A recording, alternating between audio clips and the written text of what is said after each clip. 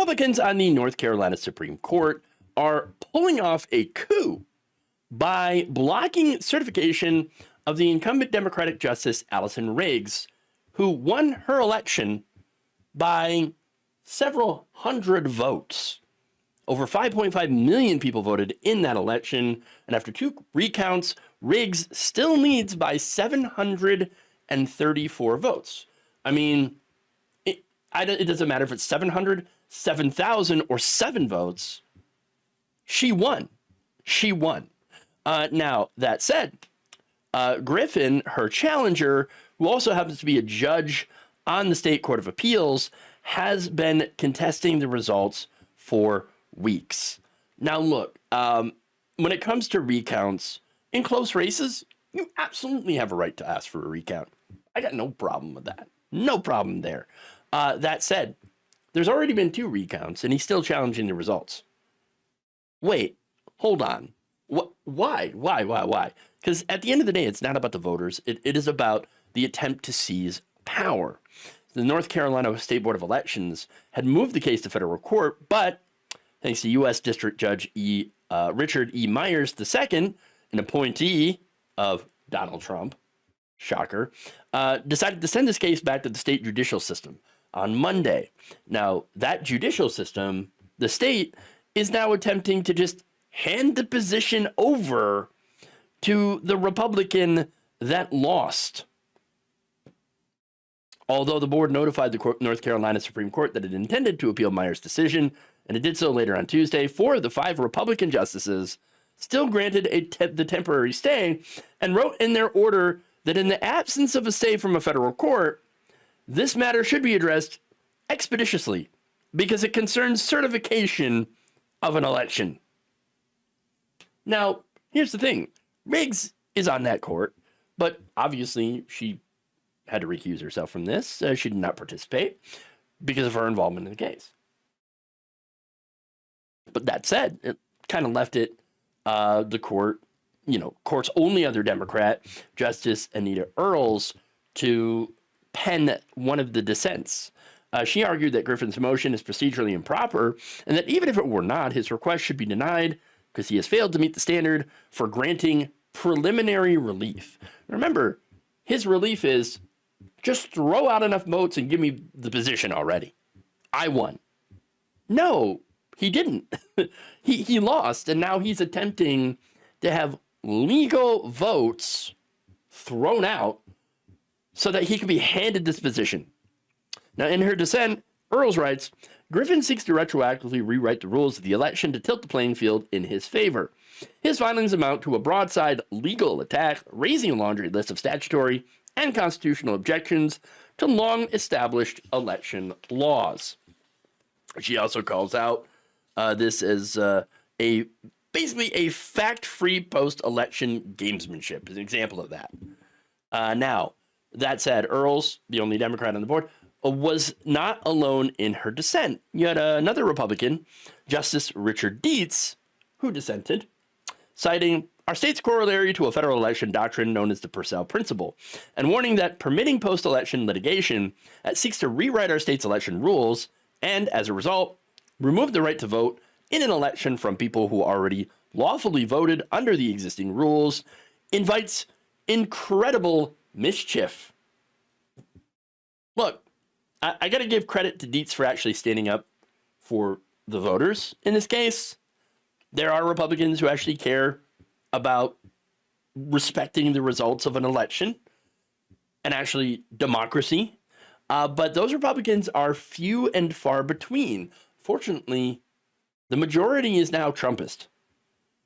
And they believe in seizing power and then justifying it with allegations of voter fraud or conspiracy theories.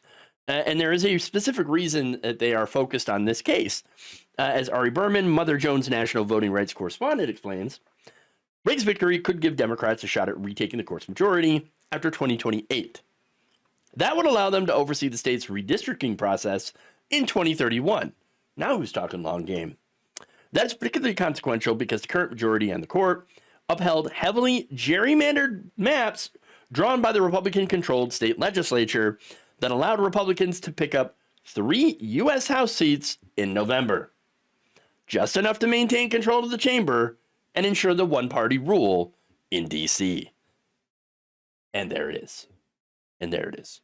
Now, I love how Republicans have been projecting about all this, about elections, about Democrats, they want to shut down all the opposition. Yes, that's right. They want to rig the rules. They want to silence us. They want one-party rule. That's it. No, they're accusing the other side of doing the very things that they are doing right now. They're attempting to disenfranchise 60,000 legal votes. Okay? That's it. Legal voters. In fact, the News and Observer reported Tuesday that the vast list of challenged voters ensnared people from assistants to state lawmakers to Riggs's own parents. I mean, imagine that. A News and Observer analysis of the challenges found that black voters were twice as likely to have their votes challenged as white voters. Oh, wow. Seems like this could be another case of the Republican Party's racist. Big shocker, attempting to disenfranchise black voters. Because, of course. Now, the challenge that affected the largest number of voters was Griffin's argument that the voters who did not have a driver's license number or a social security number on file should not have been allowed to vote. Now, it doesn't mean you don't have those things, but it might not be on file. You might not have the paperwork. A lot of people do not drive. Think of someone who is elderly, who doesn't need a driver's license anymore, can't really drive, lives in the city, doesn't have enough money for a car, takes public transportation. Yeah, why would they have a license? And again, getting back to some of those very elderly people, they might not have their social security cards, their paperwork. Oh, but you could go and get that, right? Well, that takes time and money to get. Okay? It's true. Griffin argues, though, this could lead to ineligible voters being able to cast a ballot. Oh, yes, of course. Because this country has so many instances of that, right? No. The fraud rate is infinitesimally small.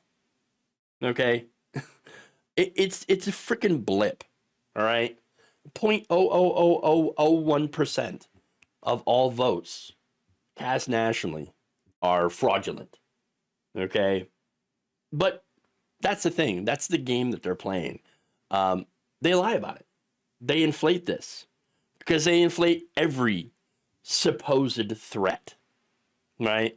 I mean, talking about trans people and kids on puberty blockers, right? There's 1,000 in this entire country. He was citing, he is in Matt Walsh, was out there talking about how, there's millions and millions of children that are currently on these terrible puberty blockers and hormones. Oh, my dangerous hormones. Yeah, there's 1,000 total in the entire country. They just make things up. And they do it to justify their policies. In this case, trying to justify theft of an election. And if they failed to do that, by the way, which, again, they did in North Carolina. Remember, Mark Robinson was running to be governor of North Carolina. He lost to Josh Stein. Yeah, I know. Imagine that. The guy who called himself a black Nazi lost. But it doesn't matter. Josh Stein becomes governor, and then the Republican supermajority decides, you know what we're going to do? We're going to strip powers away from Stein. We're going to strip the power from the governor. And the same thing had happened in Michigan years ago. Okay? When Republicans lose, they first accuse the other side of cheating. And then, when they can't prove it, they strip the winners of any powers that the other side will gain. And we're supposed to believe that these people are the patriots? And that they're the victims of some vast conspiracy? No. Come on. Look, Riggs won that election fair and square. They got the recounts, and it was a close election. Try again next time. Okay? Try again next time. But unfortunately, Republicans, they can't let it go. And that's what the Republican Party has turned into now. Anti-democratic authoritarians who, in their pursuit of ultimate power, will disenfranchise anyone who doesn't vote their way. Thank you for watching. If you enjoyed this video, please like, share, subscribe, hit the bell icon in order to get notified whenever a new video is released.